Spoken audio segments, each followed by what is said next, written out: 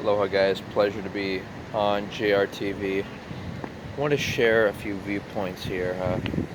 By the way, I'm just enjoying the evening here, sunset, moon up there in the sky, new moon, just a nice setting, right? I'm on a shopping center out here in Hawaii, and this is going to be a breakdown, top 10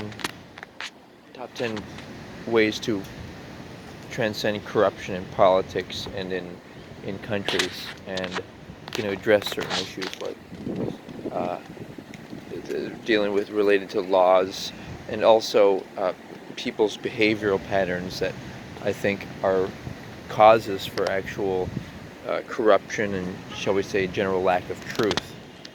And obviously there are things like, do you pursue marriage, stuff like self-control, financial responsibility, but I'm going to refer specifically to ones that are like a hot topic issues. And we're gonna take a look at that here, right? So one of the issues is this idea of gun violence, and uh, a viewer, Mark from Canada, has wanted to say hi on the video. He's really helped me to examine this. One of the issues, I just looked up a New York Times article. I'm not suggesting that all sources of news are credible, but this one presented a point that apparently there are a higher amount of guns in the U.S. The U.S. is 4.4% of the world population, but owns over 40% of all the guns, and so that makes you question, what is out there. What, like, why do people have guns? What are they into? You know what I mean? Like, what are they doing in America? And I think part of it is this hype, or wanting to be competitive and militaristic, and it's an unfortunate truth that some people, and I don't blame like all military and stuff, I leave it to the individual. It's the individual's choices as to whether or not they're corrupt, quote unquote. And this idea of corruption in the government or whatnot, we're just trying to look at resolvable issues. We want the people to have a peaceful place more, and the government to have a peaceful place. So let's see if there's some stuff we can all agree upon. One of them, regarding the gun issue, would be to, I want to make it so that only women are allowed to open carry guns. And my reasoning for this is, I think they're more somehow stable-minded and less competitive. They're more cooperative by biology's sake. And then another thing would be to examine, like, I myself, have I ever thought about being violent, or striking back in society? The only time that I've felt this is in a time of poverty, when I felt angry at the police for disturbing me when I was sleeping, or security for when I was trying to sleep. And I've been smarter, finding better places to sleep. But I think that that's the issue. Why people, why do people, like? I don't think the issue is owning guns. I think people own guns because they may want to be violent, whether or not they actually are. But I don't think that's the root issue. And also, I don't think the root issue is mental health in that either, because it's been shown by this New York Times article that it's the main correlation is that there are more guns in the U.S. But I don't think that's the issue either. I think the issue is, and I don't think the issue is possibly video games or other violent activities. I think it's just a sense of anger about because you don't have, you see, people don't, like, people plan out these activities, and you don't do it if you're like a wealthy person and you're engaged in some type of constructive activity and I don't even mean wealthy by like rich. I just mean like you have a regular job and whatnot, and that you don't go into, I would think, this state of, oh, I'm going to take out this particular ethnic group, or maybe these people who are immigrants. And I want to look at it from the perspective of a world citizen. Like I'm not, you know, let's forget about ethnic terms like black people or thuggish or Latinos or immigrants. Let's just generalize and say, some black people or other races are friendly, some are thuggish. Some Latino people are immigrants and some are not. And really the question is, can this I think that that's one of the underlying issues of these shootings. And it's also that people get competitive when they're in co-ed school environments.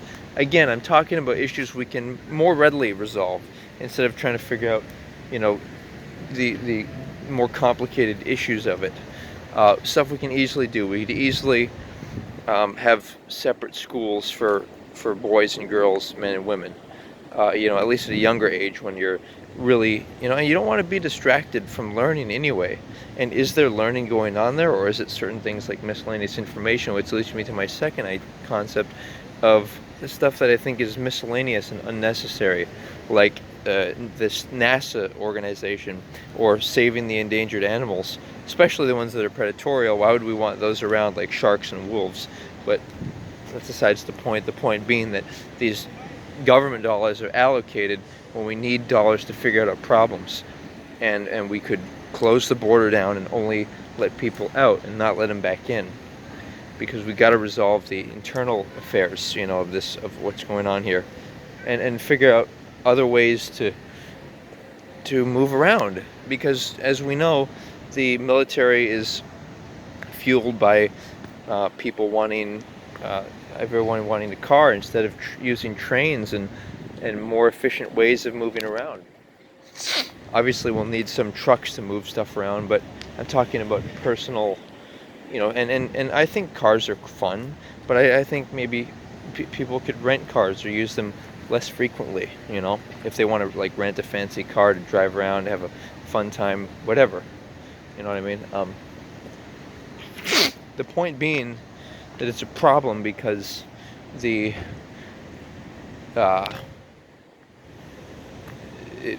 the oil is acquired by a corrupt process. And then we look at, for example, number three issue is if you look at which country should we invade next with Michael Moore. If you look at the certain countries in Europe, they've successfully gotten not just marijuana legalized, but other drugs legalized. When you do that, apparently it has a favorable result because it stops the secret underlying agenda of, imprisonment and it just, what's efficient in society? That's the real question I'm asking. And what makes the government look good? You want the government to be looked upon with respect, like not this crazy stuff with like 9/11 and whatever. That makes the government look bad. We should just, how do you remove corruption? Number 5, have people who can afford to offer a 2 years or 4 years of a term, and they're not going to be corruptible. They're solid people who, are just good examples of exemplary, Americans, if you will, and just, decent people who've earned their income and, their and whatnot, and they can afford to volunteer a certain time, 4 years, whatever it is, to higher office, and that, that's what we want. We want people who are going to really be of truth, and I think they should also be married so that there's not that element of, could I get a spouse? When you're in that before marriage phase, there's always that element of, how will I get married? How will I present myself? Who will like me? And that. And we want to transcend all of that. Another thing we want to do is like stuff like marijuana being illegal makes the police look bad, or there not being shelters in our country where people can go, if safe havens where people can go, and then basic food, low cost food being provided. One of the problems is people having children when they can't afford to, and then saying that, oh, the government should provide for it, or wanting health care they can't afford because of unhealthy lifestyle practices they've experienced. I'm not talking about emergency stuff like, let's say somebody, uh, you know, stuff like somebody needs glasses, or somebody needs, their arm to be fixed after it's broken. That stuff, that's emergencies. But maybe they were engaging in negligent behavior, in which maybe the country can't afford to support them. It's a complicated system of how much money do you give to healthcare? How much money do you allocate to education? Is the information that's being taught in education, is it miscellaneous information like math that students won't be able to later furthermore apply in order to make the world and the country in particular a better place? Like I said, identifying as a world citizen, I think that's about 7 points so far. Let's try and include 3 more. The transcending of political corruption, right? One place that we see the idea of politics is where a person wants to make money by being a politician, and that person is not in a position to be entirely honest about and what is a politician's job. I'm specifically talking about leaders of the country who we elect, who in theory we want to be there in order to make the country have a sort of structure where there's somebody here's the guy who's. I'm talking specifically about senators, congress people, talking about presidents, mayors, and governors. Okay, these are people who I believe should be able to afford to volunteer their term, not be paid. Maybe other stuff, superfluous stuff like security is paid for, maybe certain transportation, maybe events. Obviously all the people who do the paperwork, all the office, everyone else, those people should be paid. And also, I think the justice system, this is point number maybe 8. I think the justice system should always be trial by jury, and it should be I think there's a confusion there too, because it gets into all this legalese, but sometimes that's where it has to be, or does it? In an ideal society, would we have doctors and psychologists, or would people be able to do their own research and be prudent? Would they be, if people are smarter and more educated in the future, they can be financially prudent, they can know how to do self-analysis and write it down instead of having to pay a costly psychologist. They can take care of their teeth so they don't have to see a dentist.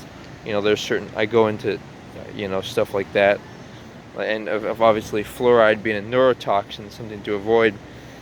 So it's like corruption is around, people selling their soul for something they either haven't investigated, or they may not believe in it, but they still proliferate it because it is a financial gain to them.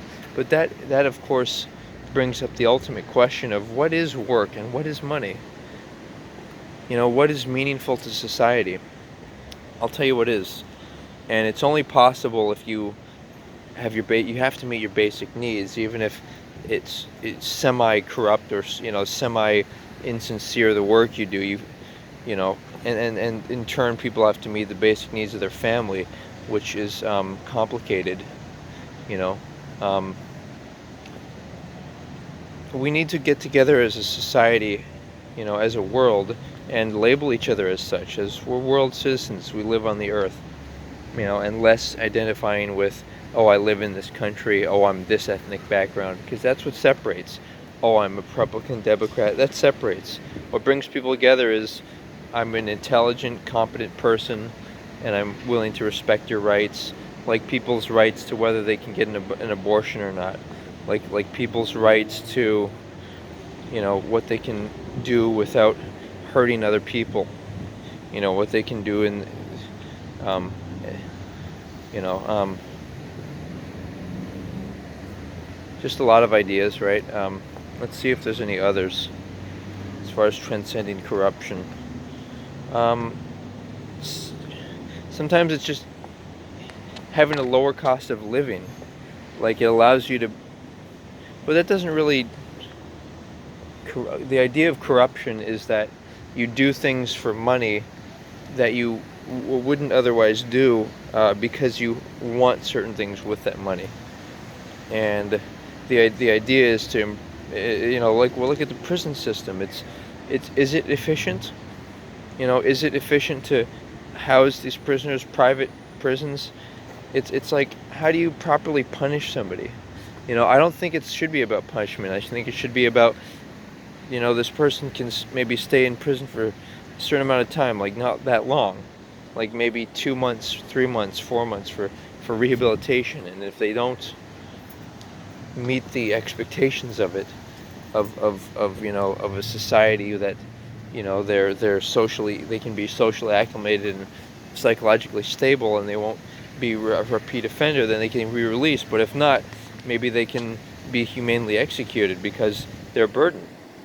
And maybe if our society was richer or had more wealth, we could leave them in for longer. Maybe if our society was richer, we could do more creative or fun stuff, like explore space, or help, you know, help with,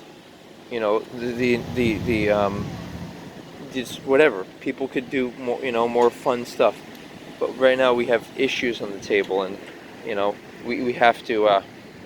If you really think you are unity consciousness, if you really think you are, a citizen of this world, and to be together, to feel the joy of participating at that level of truth. That's what I feel. I feel that sense of purpose, and it's just a sense of true richness that no money. You couldn't pay me, $1 million to not make this video, for example. So let's get to a place where we're doing stuff like that. All right, you, me, the viewer, whatever you're doing, whatever point that you really, was what you were, you that was like, that's the point that I want to, figure out, investigate, do so, and let's share information, and please, obviously, the easiest way to contribute is to,